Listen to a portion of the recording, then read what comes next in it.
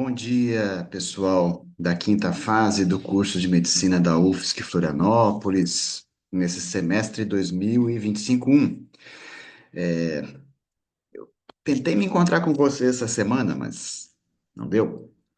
Então,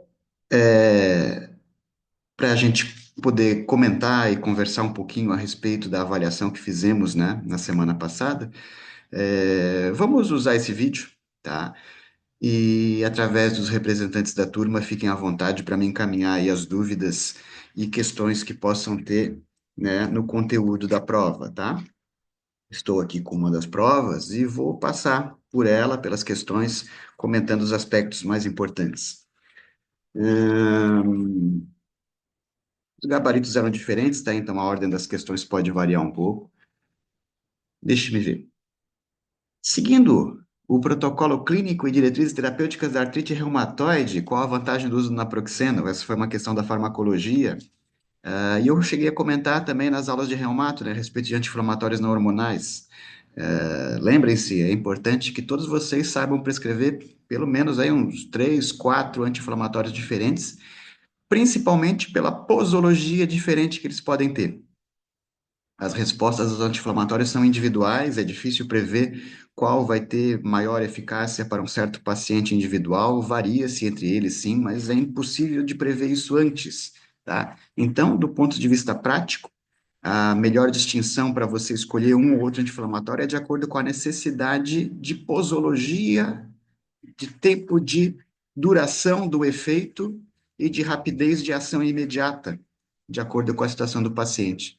Para uma dor de cabeça, uma cefaleia, né, a gente quer um efeito analgésico rápido e imediato, ideal um anti-inflamatório de meia-vida curta, que tem um pico, né, plasmático rápido para a gente produzir um alívio de efeito, um tamanho de efeito, um alívio mais rápido, né? Por isso que se vende ibuprofeno aí como analgésico nas farmácias, né? Só que ibuprofeno seria super chato de tomar para uma artrite reumatoide, teria que tomar de 6 em 6 horas para uma condição crônica, né? Ninguém consegue tomar remédio assim tão frequentemente. Então, no caso do naproxeno, em relação ao ibuprofeno, a vantagem, né, para uma artrite reumatoide é o seu tempo de meia-vida mais longo, que permite que se tome 2 vezes ao dia, ou até uma vez ao dia, dependendo da situação clínica do paciente, tá? Então, nessa resposta aqui, maior tempo de meia-vida plasmática. Qual característica da prednisona explica sua posologia uma vez ao dia? Ah, muito bonita essas duas questões da farmaco, hein? O professor de farmaco está de parabéns, porque isso aqui tem muito a ver com a clínica mesmo, né? É, E eu recomendei a leitura daquele meu artigo, né? 10 regras práticas para o uso do corticoide. Se vocês colocarem no Google aí 10 regras práticas para o uso de corticosteroides, vocês vão achar um artigo de minha autoria, né, publicado na revista que é da minha editoração, que é desse nosso curso de medicina, né? É um artigo útil, tá, para o clínico iniciante. Vai falar sobre dicas práticas para o uso dos corticoides, tá? E uma das coisas que se diz lá é exatamente isto aqui, tá? A prednisona, por exemplo, como corticoide, pode ser usada uma vez ao dia, não é porque ela tem uma meia-vida longa, né? Ela não fica com níveis plasmáticos assim altos durante todo o dia com uma dose diária, não. Pelo contrário, né? Você toma prednisona de manhã, ela tem sua meia-vida, e lá pelo fim da manhã, começo da tarde, os níveis plasmáticos já são muito baixos. Mas a prednisona vai entrar dentro dos núcleos celulares, né? Vai penetrar os núcleos celulares e lá dentro, ela vai agir sobre receptores de corticoides que vão modificar a transcrição de certos genes. Vai induzir algumas transcrições, vai inibir outras, então vai modificar o funcionamento celular. E esse processo de mudança, de modulação da transcrição genética, tem seus efeitos lentos ao longo de várias horas e dias. Né? É o tempo depois que o corticoide inibiu a transcrição de algumas proteínas, de reduzir a concentração dessas proteínas depois de passar pela maquinaria celular, né? Ao contrário, se ele determinar a produção de certos fatores, né? Geralmente ele faz mais inibição, mas se determinasse, a produção de certas proteínas. Esses efeitos só apareceriam depois, né, que essas proteínas estivessem transcritas, ou seja, várias horas ou dias depois. E esses efeitos, então, são cumulativos. Uma dose única diária permite que esses efeitos se acumulem ao longo dos dias e, por isso, em doses baixas, o corticoide tem uma ação lenta, né? Vai demorar alguns dias para ele manifestar os seus efeitos. Porém, os efeitos dos corticoides são dose e tempo dependentes, são doses muito altas, fazem com que esses efeitos apareçam mais rapidamente, em poucos dias, se for o caso, né, desses efeitos aqui sobre o núcleo celular. Então, a resposta nessa questão é que se permite uma dose única diária de corticoide, é possível obter efeitos terapêuticos assim por causa do seu mecanismo de ação sobre a sinalização na transcrição genômica, né? Não por causa da meia-vida, tá? Esse é um conhecimento útil porque se você estiver interessado em efeitos do corticoide que são dependentes da sua concentração plasmática, ele tem vários efeitos, não só a transcrição genômica, né? Se eu estiver interessado em efeitos que não sejam os imunossupressores dele, tá? Eu vou precisar de meia-vida plasmática. E aí eu vou precisar de doses distribuídas ao longo do dia, a não ser que eu use de fato um corticoide de meia-vida muito longa, tá?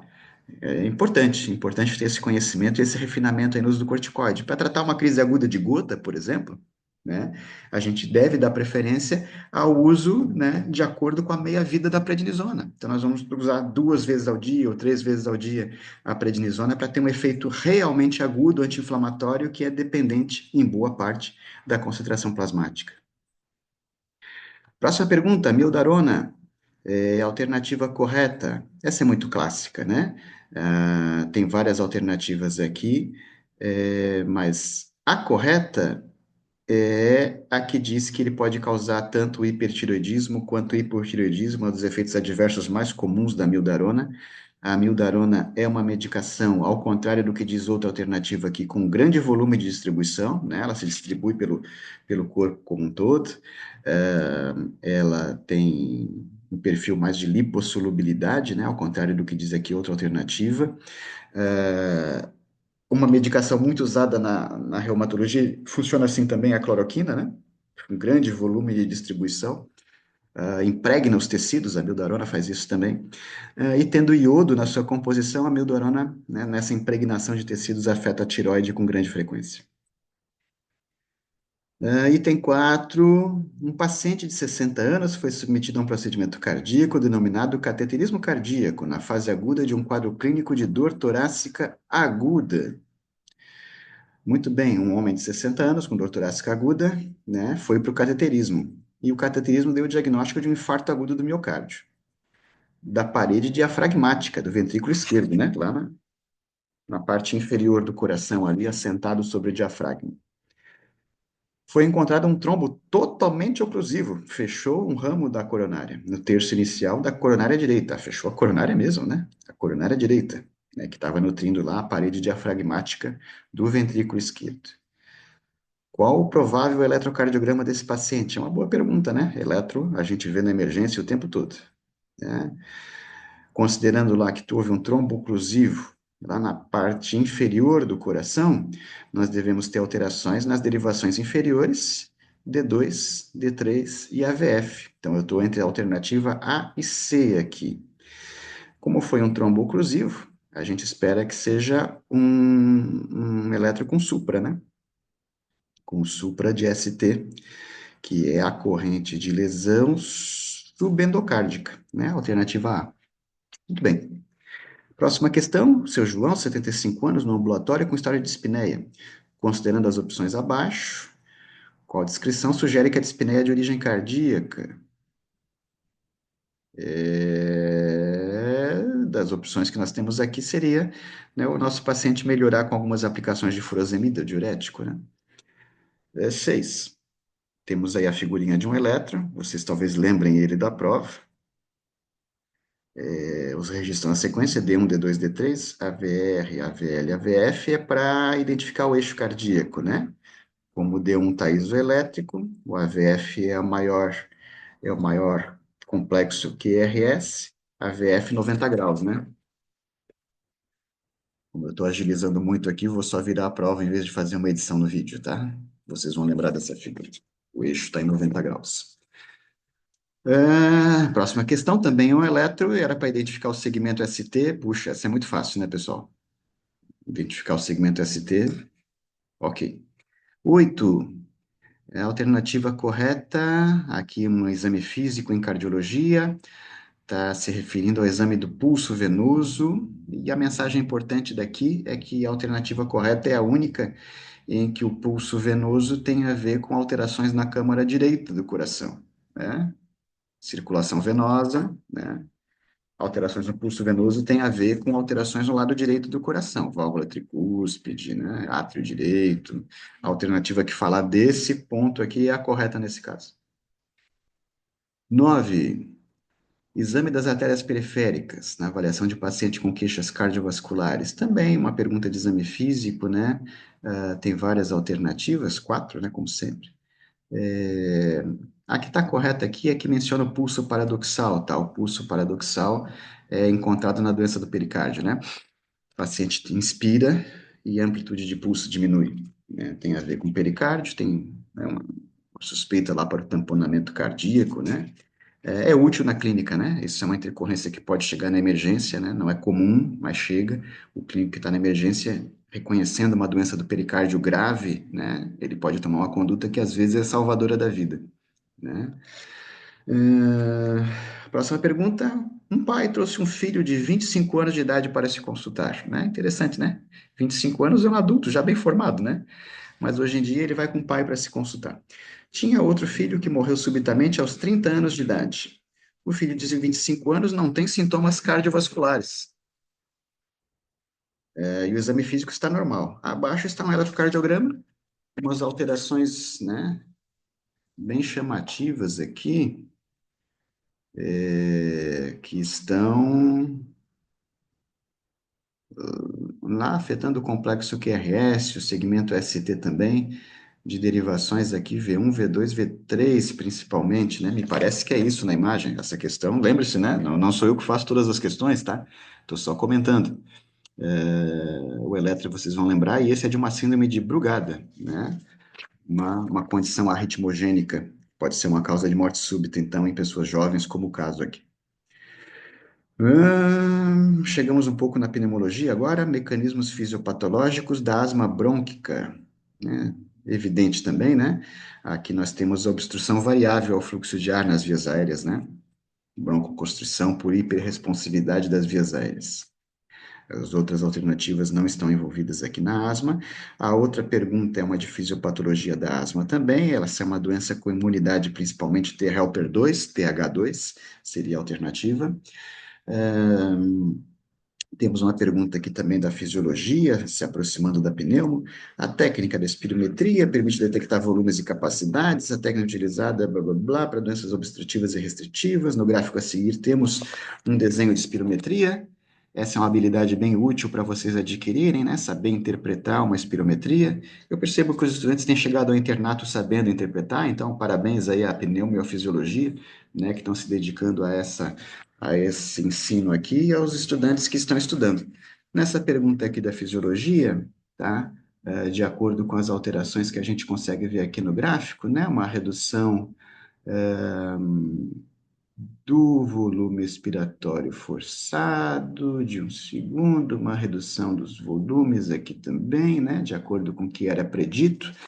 A alternativa correta aqui, pessoal, é aquela que diz que por essa espirometria, podemos observar os seguintes achados. Podemos perceber a capacidade vital funcional do paciente, né? A espirometria consegue ver a capacidade vital funcional, os volumes correntes que entram e saem, e é possível, né, reconhecer com essa espirometria um aumento do volume residual, né? É possível perceber aqui que há um aumento do volume residual, já que há uma diminuição do volume de troca, tá? Essa é a conclusão dessa espirometria, né? É um paciente com, né, com doença obstrutiva aqui, pelo jeito, pelo que eu consigo recordar. A próxima questão aqui, nós temos ainda uma interpretação desse gráfico de espirometria. Foram obtidos os seguintes valores. Capacidade vital forçada 2,6 litros, volume expiratório forçado de um segundo de 1,6 litros.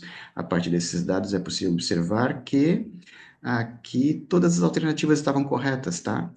O padrão da espirometria do tipo substitutiva está certo, a curva fluxo-volume tem um pico de fluxo menor que o predito, o paciente expira 61% da capacidade vital forçada, né? Dá para observar ali o predito e a capacidade vital forçada e o volume, né? Na verdade, os dois números estão aqui, né? Um é 61% do outro.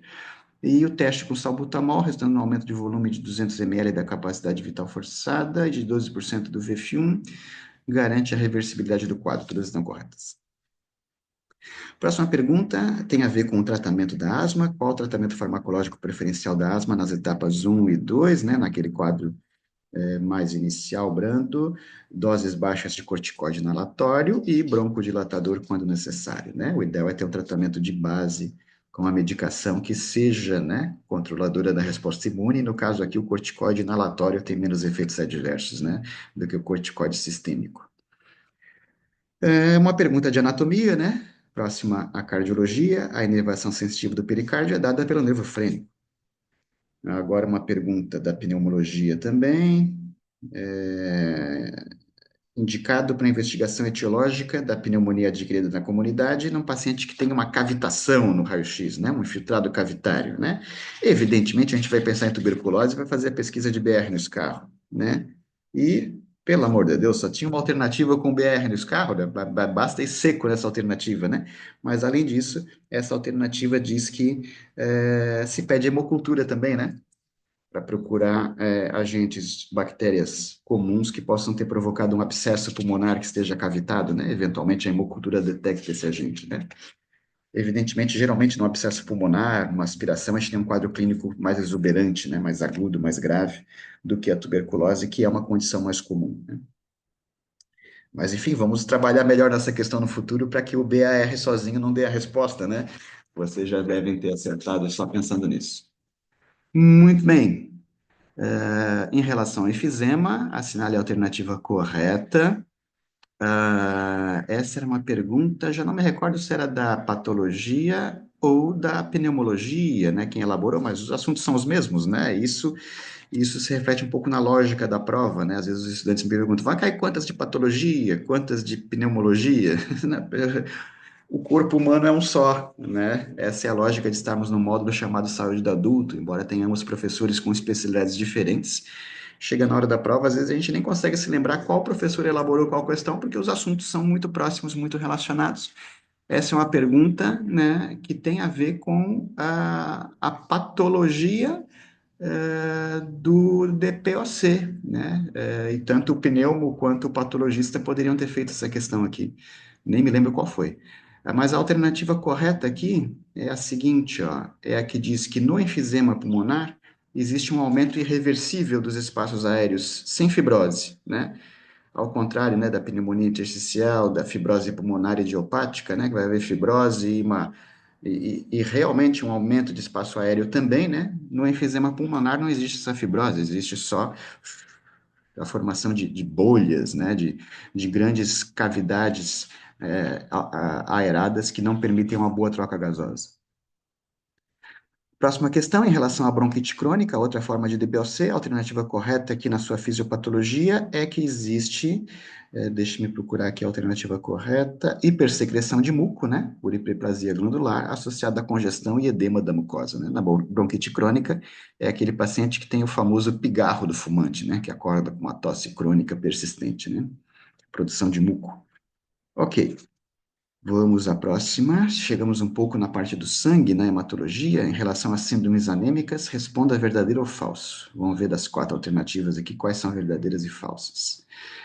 As queixas clínicas da anamnese e exame físico relacionam-se não só com o valor do hematócrito da hemoglobina, mas também com o tempo da instalação da anemia. Claro, né?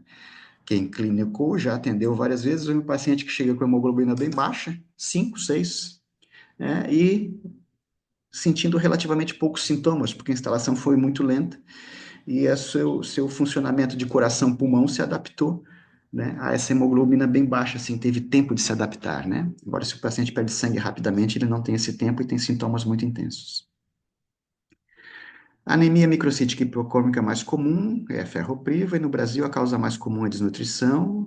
Não, não é mais desnutrição, né? Não sei se um dia foi, deve ter sido, mas hoje em dia a causa mais comum é a perda de sangue, né, por uma lesão oculta, geralmente no trato gastrointestinal. A deficiência de ácido fólico é mais comum em pacientes vegetarianos, não o contrário, né? Ácido fólico vem de folhas, fólico, folhas, né? Ele vem de vegetais, então nosso paciente vegetariano dificilmente tem uma deficiência de ácido fólico, ele pode ter de B12, que é outra coisa. Então, essa é falsa. No caso de uma síndrome anêmica secundária, que é uma perda volêmica grave por ferimento de arma de fogo, espera-se encontrar palidez intensa, taquicardia e hipotensão. Exatamente, né? Sintomas agudos, intensos de uma perda rápida de sangue, né? Então, o cardiovascular dele não estava esperando essa perda. Ok. Então, é VFFV. Aqui foi a alternativa C, né? As duas alternativas do meio são falsas e as duas das extremas são verdadeiras. Uma mulher de 65 anos sem comorbidades procura pronto-socorro, há 3 meses com astenia, cansaço progressivo, perda de peso não intencional, relata dispneia esforços, eventuais episódios de dor de cabeça sem sinais de alarme. Às vezes tem hipotensão postural, hipocorada duas cruzes. Essa paciente, naturalmente, né, considerando o conteúdo da prova, está anêmica, né, provavelmente por perda de sangue oculta no trato gastrointestinal, seria a causa mais comum, a não ser que ela tenha uma metrorragia, não está na história, né, então, trato gastrointestinal, vamos pedir uma endoscopia digestiva alta e baixa para essa paciente. Vamos dar ferro também, mas não só isso, né? A lógica dessa questão é que a gente tem que investigar a causa da anemia, tá? O clínico não pode, né, não avançar na investigação da causa, que o tratamento pode ser curativo para essa pessoa se ela tiver sorte ainda. Próxima questão, alternativa com as manifestações clínicas laboratoriais comuns da anemia ferropriva e da megaloblástica, né? Manifestações em comum entre essas duas formas de anemia, uma por deficiência de ferro e outra por deficiência de B12 ou ácido fólico. O que que há em comum? Vocês sabem, né, que uma é microhipo, né? E umas hemácias vão ficar pequenininhas e pálidas porque está faltando ferro para dar a cor vermelha das hemácias, né? E na outra, ao contrário, as hemácias vão aumentar de tamanho, né? Porque a deficiência de B12 e ácido fólico interferindo lá na síntese do DNA, a hemácia dá uma engurgitada e aumenta de tamanho, a anemia megaloblástica. Então, com relação ao aspecto das hemácias, elas são diferentes, né? O que elas têm em comum é que elas não conseguem produzir hemácias em boa quantidade, né? Está faltando substrato, está faltando material de construção para produzir hemácias, então a contagem de reticulócitos é baixa.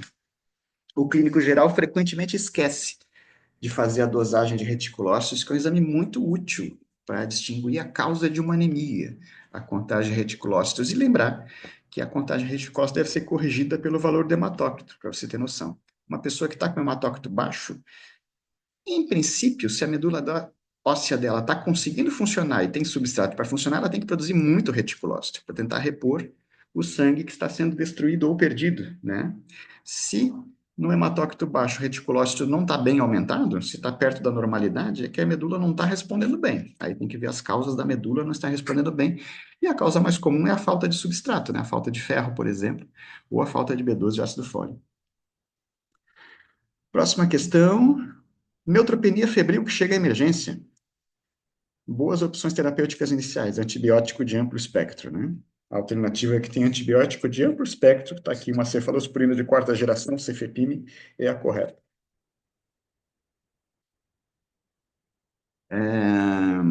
Mecanismo fisiopatológico da anemia megaloblástica, já mencionamos até na questão anterior, né? Deficiência de B12 e ácido fólico interferem na síntese de DNA. São outros produtos para interferir no trabalho genético da célula. É interessante, né? Como a genética é influenciada por fatores externos. 25, paciente com 52 anos, dor articular inespecífica e pré-diabetes. Só exame físico, tudo bem, sem alterações. História familiar, um pai foi a óbito por hepatocarcinoma. Ao fim da consulta, você incluiu o laboratório do ferro. Ferro sérico, capacidade total da ligação do ferro, saturação de transferina e ferritina. Para investigação laboratorial de provável anemia ferropriva, anemia megaloblástica, hemocromatose hereditária, artrite reumatoide, né? Nesse paciente com uma história familiar de um hepatocarcinoma, que tem dores articulares, né? Está corado, eupneico, afebril, hidratado, o único sintoma é dor articular. O objetivo de se dosar aqui a ferritina é pesquisar a hemocromatose, né? Esse paciente está com dor articular inespecífica, uma causa possível, né? De artralgia, hemocromatose. E esse paciente, pelo enunciado, não está em investigação de anemia, né? Ele está em investigação aqui de uma dor articular e dessa história familiar de um hepatocarcinoma, né? Tem a ver com a hemocromatose, a doença que provoca depósito de ferro, né? Interessante, é a primeira vez que essa questão cai numa prova da quinta fase, uma questão com esse sentido, e ela poderia ter sido feita tanto pelo reumato quanto pelo hemato, né? Percebam, né, gente? O corpo humano é um organismo, né? Os órgãos são divididos, eles são diferentes, né? O coração é bem diferente do rim, mas é o coração e o rim juntos que dão insuficiência cardíaca, né? A clínica da insuficiência cardíaca, né? Então, as especialidades são porque a gente precisa trabalhar em conjunto, né? Ninguém consegue saber tudo de tudo. Nós nos dividimos em especialidades, mas o corpo humano, o ser humano é um só. E aqui nós temos uma pergunta que é de reumato e é de hemato também, né? A pesquisa da hemocromatose, né? Eu falei na aula de artrose, né, que das condições raras que dão artrose secundária, né, ou osteoartrite, a hemocromatose é a menos rara de todas, a doença hereditária é menos rara, né? Então, uma boa pergunta aqui, né, tem a ver com o conteúdo colocado durante o semestre, tá? É bem interessante mesmo. A hemocromatose é menos rara do que a gente imagina na clínica, a gente encontra. Próxima, qual dos mecanismos explica melhor os achados da espirometria em um diagnóstico de DPOC? Voltamos aqui nesse gabarito, né, a uma questão que tem a ver com a pneumo. Que mecanismo explica a espirometria em um paciente com DPOC? É a compressão dinâmica das vias aéreas, né? Uma doença obstrutiva, uma compressão dinâmica das vias aéreas, né? Seja pela falta de estrutura do parênquima pulmonar no enfisema, seja pela obstrução, né, com muco, com hiperplasia da mucosa, numa bronquite crônica e mais geralmente até na mistura dos dois, né? Doença obstrutiva, compressão das vias aéreas. Quais são os sinais radiológicos associados à osteoartrite? Essa é da minha aula, né, de osteoartrite, né, clássica pergunta. Diminuição do espaço articular, porque a cartilagem está indo embora, osteófitos, o crescimento do osso, e a esclerose óssea periarticular, né, a resposta do osso se proliferando perto de uma articulação doente por osteoartrite. Como é que se pronuncia isso em francês? Torsades de pointes, né? Espero que a cardiologia tenha a expressão correta aí para vocês. É um ataque à arritmia comum em um paciente com um intervalo QT longo. Qual mecanismo é responsável por essa arritmia? Novamente, nem sei se foi a cardiologia ou a fisiologia que fez essa pergunta, tá? Tem a ver com o conteúdo, né, da arritmia. Essa taquiarritmia tem a ver com a pós-despolarização precoce, né? É lá no final do ciclo cardíaco, né? Após a despolarização. Aham. Isso é o que eu consigo lembrar. Próxima questão, uma mulher de 42 anos, dor difusa, tanto cervical, dorsal, lombar, membros superiores e inferiores há mais de 5 anos, associado a sono não reparador e fadiga. Com a pista do sono não reparador e essa dor difusa crônica, vocês já sabem que essa paciente tem fibromialgia, e lembrando, pode ser isolada ou está associada a outra condição dolorosa, né? O diagnóstico diferencial é tarefa do clínico, não é da inteligência artificial que soma critérios diagnósticos, né? Graças a Deus, nós ainda somos importantes. Qual a melhor conduta terapêutica a ser tomada enquanto se investiga laboratoriamente a presença de doenças reumáticas, endocrinológicas ou infecciosas crônicas? O enunciado está querendo recordar esse conceito, né? Identificamos fibromialgia, ao mesmo tempo que procuramos outros diagnósticos presentes, nós já tratamos essa pessoa. Né? E nós tratamos a alternativa correta aqui, claro, o tricíclico, amitriptilina, 25 miligramas à noite, né? Não é o corticoide, não é a nimesulida, não é o tramadol nesse caso.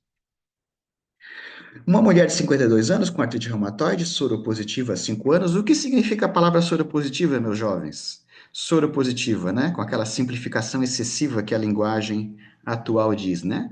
Frequentemente a pessoa que se fala soropositiva está pensando no HIV, né? Devido à divulgação tão grande, né, do teste de HIV, do que significa ser soropositivo para o teste de HIV, né? Isso, obviamente, é verdade para um teste sorológico de HIV, mas é verdade para qualquer teste sorológico, né? E nós dissemos nas aulas práticas, pelo menos, né? O quão incorreto é você falar assim, solicitei as sorologias do paciente. Raios, que sorologias você solicitou? FAN é uma sorologia, né? Fator antinuclear é uma sorologia. Que sorologia você solicitou? Geralmente, quando os nossos estudantes falam solicitei as sorologias, né? Ele está querendo dizer que solicitou HBsAg, anti-HBs, anti-HBC, para pesquisar hepatite B, anti-HCV e anti-HIV. Ele está se referindo a essas doenças infecciosas crônicas mais comuns, né? Mas se ele não falar o que pediu, eu não sei. Não posso ter certeza que ele pediu essas três doenças infecciosas crônicas e muito menos posso ter certeza que ele pediu corretamente, né? Tanto o HBsAg, o antígeno circulante, quanto o anticorpo contra ele, o anti-HBs, e o anti-HBC, o anticorpo contra o antígeno C total do vírus da hepatite B, né? Para eu distinguir entre o vacinado e o infectado realmente, né? Se não falar que exame solicitou e falar solicitei sorologias, é que nem aquela pessoa que fala assim: pega aquela coisa lá naquele lugar. Que coisa? Que lugar? Né? Comunicação é uma habilidade essencial, né? E língua portuguesa também é uma habilidade essencial na nossa profissão. Voltando ao assunto aqui, né, essa paciente tem artrite reumatoide soropositiva. Ela não é soropositiva para o HIV, meus amigos.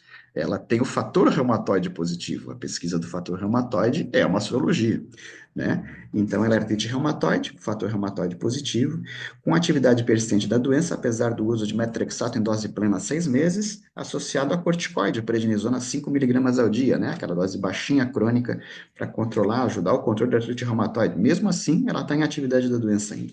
Está com dor articular, rigidez matinal por mais de 1 hora e fadiga.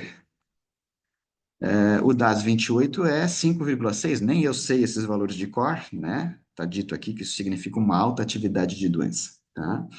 Apresentou episódio de esclerite na última semana, manifestação extraarticular, puxa, doença, né? Importante. Associada a lesão em membro inferior direito sugestivo de vasculite. Meu Deus, manifestação extraarticular. Esse é um dos casos, né, menos comuns da artrite reumatoide, que tem manifestações extraarticulares. Acontece justamente nesse tipo de paciente, né, aquele que tem fator reumatoide positivo, tem muito anticorpo circulante, né, e provoca fenômenos imunológicos à distância, fora das articulações, né? Isso ainda existe algumas vezes, né, embora o controle da artrite reumatoide hoje seja muito melhor do que no passado. Mas a pergunta é, considerando a medicação que ela está em uso, né, o que que a gente faria para intervenção terapêutica? Embora seja uma pergunta de especialidade, né, pessoal? A artrite reumatoide grave assim deve ser tratada pelo reumatologista. Essa pergunta aqui afeta ao clínico geral, ao médico generalista que precisa saber disso, né? Se você vê esse paciente na emergência, se ele te procura numa clínica qualquer, numa clínica popular, aí ele, né, precisa do atendimento, no ambulatório da unidade básica de saúde, né, tá com uma lesão, você olha e percebe na artrite reumatoide em franca atividade, né, o paciente inflamado, que está aparecendo lesões, né, pequenas, ulceradas em membros inferiores, né, dolorosas, geralmente, é, aquilo não é estase venosa nesse paciente, né? É, é a atividade da artrite reumatoide. O que que eu posso fazer para ele ter mais segurança, ficar melhor até chegar ao especialista? Às vezes demora, né?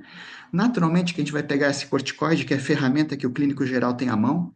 Novamente destacam, leiam aquele meu artigo, 10 regras práticas para o uso do corticoide, tá? E vocês vão saber que vocês vão aumentar essa dose de corticoide para obter um efeito anti-inflamatório mais rápido, mais efetivo, imunossupressor, tá? Em poucos dias, para controlar essa doença autoimune, né? Essa dose de 5 miligramas não é imunossupressora no médio prazo. Não está sendo suficiente para controlar a doença, né? A ferramenta que você tem à mão é pegar essa prednisona e aumentar, a regra clássica é aumentar para algo em torno de 1 miligrama por quilo de peso do paciente por dia de prednisona, né? Então você vai chegar aí aos seus 60 miligramas, geralmente a gente arredonda para 60 para facilitar a vida, né? O comprimido de prednisona é de 20 miligramas. E o nosso paciente aqui ia sair da consulta com um de vocês tomando 3 comprimidos de prednisona por dia, né? E voltando àquela pergunta lá do começo da prova, pode ser uma dose única diária? Pode. porque eu estou interessado no efeito imunossupressor do corticoide, aquele que está agindo lá na transcrição do genoma. Olha o poder desse medicamento, né? Ele vai entrar no núcleo e mudar a transcrição do próprio genoma humano. É um baita poder. Não é que ele modifica o genoma, tá?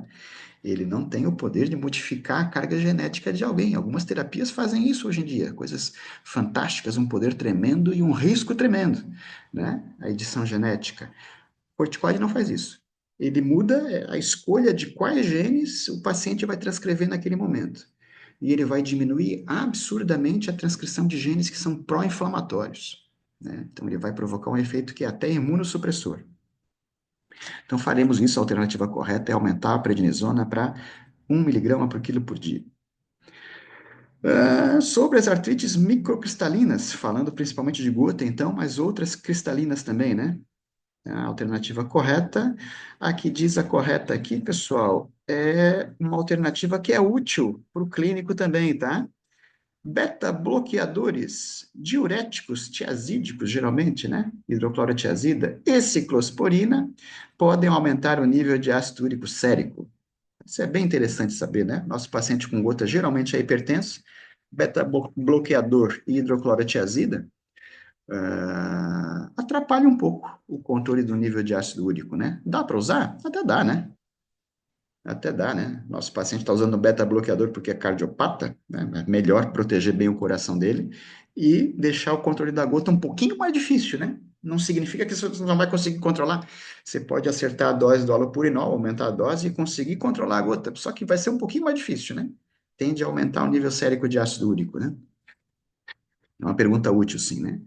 Já aquele paciente que é hipertenso apenas, né, está em uso de hidroclorotiazida e você não está conseguindo controlar a gota, né, você aumentou o halopurinol e ainda não chegou na dose ideal, no nível ideal de ácido úrico, aí é que entra o conhecimento do clínico, né? Puxa, posso trocar essa hidroclorotiazida por outro antihipertensivo, né, para facilitar o controle da gota e o meu paciente tomar menos remédio. Ah, isso é importante. Paciente masculino, 35 anos, vem à emergência com o quê? Aumento de volume, rubor, calor, tumor e dor no tornozelo direito, iniciado há um dia. Uma monoartrite aguda, né, pessoal? Já teve 3 episódios semelhantes anteriores, nos últimos 2 anos, afetando a primeira metatarsofalangiana direita. O que é isso se não gota, né? Um quadro clínico típico de gota. Todos com duração de 3 dias e melhora espontânea ou após uso de anti-inflamatório não hormonal. O diagnóstico mais provável qual é? Por favor, é gota. 3, no enunciado anterior, a conduta mais apropriada no momento é, se você conseguiu, né, acertar o diagnóstico, você vai saber que a conduta mais apropriada no momento para este caso é tratar a crise aguda com o uso de anti-inflamatório não hormonal. Não é fazer o tratamento de base com halopurinol, né? Isso vem no segundo momento, depois que a crise aguda foi corrigida, tá? Então, tem 4 alternativas, 2 são inadequadas mesmo, uma pode dar alguma margem à dúvida, né? Mas não, a gente não inicia o halopurinol agora, né? A gente não está preocupado em baixar o nível de ácido úrico agora na crise aguda, a gente quer tirar a inflamação. E esse paciente que não tem contraindicações ganha um anti-inflamatório não hormonal. Penúltima questão. Paciente com diabetes mellitus tipo 2, 75 anos, feminina, uma senhora, então, idosa, vem à emergência com rubor, calor, tumor e dor no joelho direito, com piora progressiva. Há 4 dias. Não há episódios prévios. Qual é a conduta indicada no momento? Ao contrário do caso anterior, e aí está a lógica de puxar esses dois assuntos, nessa paciente é muito mais provável uma artrite séptica, né? Que é muito mais provável, pode ser uma artrite cristalina também, que talvez seja até mais frequente, né? Mas a gente não consegue distinguir uma coisa da outra sem fazer artrocentese. Nesse caso aqui está super indicado, né, fazer artrocentese. Tem 2 alternativas indicando artrocentese, então você poderia ficar em dúvida entre as duas, e a correta é aquela que solicita no líquido sinovial a citologia, a bacterioscopia e a cultura. Né? Não estou interessado em dosar o ácido úrico no líquido sinovial, né? Estou interessado em saber se está infectado ou não. E a última questão aqui, uma questão simples, a definição conceitual do que é uma infecção pulmonar após 48 horas da admissão hospitalar, causada por patógenos mais virulentos. Meus amigos, isso é uma pneumonia hospitalar, né? Só para a gente ter noção de que o paciente que desenvolve pneumonia, né, após 2 dias de internação, não estava antes, né, com pneumonia. Geralmente é uma pneumonia com bactérias diferentes das que estão na comunidade e exigem uma atenção, um perfil antibiótico diferente no tratamento. Muito bem, em princípio, passando aqui por todas as questões, achei as questões muito boas, muito adequadas ao conteúdo tratado, né, nessa parte do semestre, não tive muitas dúvidas para respondê-las. É, é possível que vocês tenham dúvidas, né, formando aí o seu conhecimento no momento. Encaminhem para mim as dúvidas, as discussões que queiram fazer, né? Podem mandar aí através do representante da turma, tá? Ele consegue me acessar facilmente. Hoje é feriado, dia 1º de maio, estou aqui, né? Nesse bonito ambiente do CCS, que é um ambiente tranquilo nos feriados, para poder justamente trabalhar um pouco e ter essa chance de falar com vocês, tá? Até breve, pessoal. A próxima aula não é minha, tá? Então usem aí da informática para se comunicar comigo ao longo da semana e a gente discutir ainda as questões, tá? Depois de alguns dias que eu receba as dúvidas de vocês, lá pelo meio da semana, aí eu faço a correção final da prova, né? Já liberando as notas. E mesmo depois da correção, aí vocês podem também encaminhar, se necessário, né? Pedidos de ajuste, de mudança formal, da correção, tá? Ok, pessoal, até lá. Um bom dia, um bom feriado a todos.